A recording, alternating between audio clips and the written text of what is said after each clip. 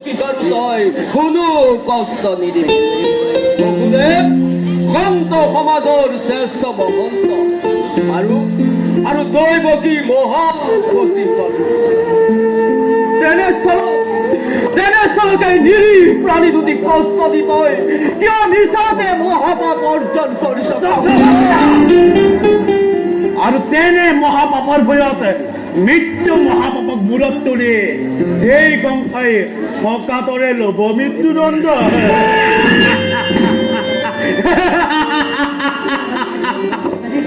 যোৱা পিতা তোমাৰ সততাৰ মোৰ নাই প্ৰয়োজন। তুমি সততা কৰিছ গৰ্বিত কংস তোৰ এই অহংকাৰ সমংসা ধ্বংস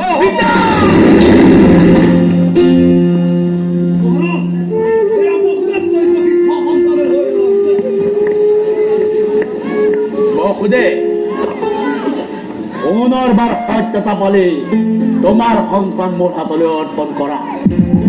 ভগৱান কংস এই নাকি তোৰ ৰজাৰ চৰিত্ৰ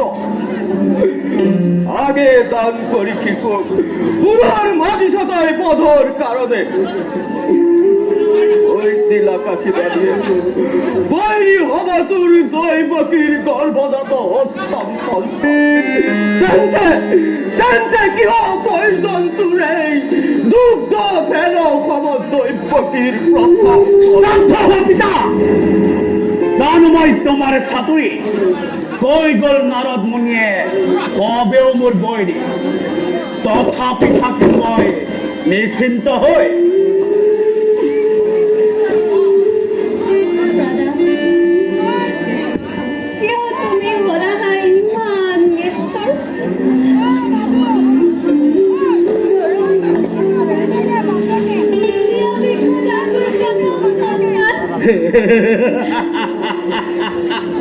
তিৰোতাৰে চকুৰ পানীৰে কৰ্তব্য বিমুখ কৰিব নোৱাৰে কংস।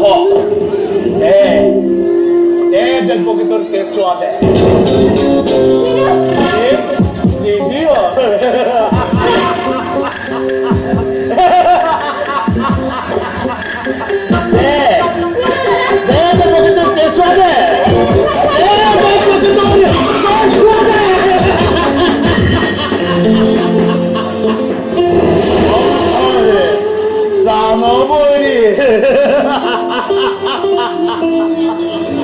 কংসৰ মৃত্যুক সি আজি নিজ হাতে কৰিব নিধন।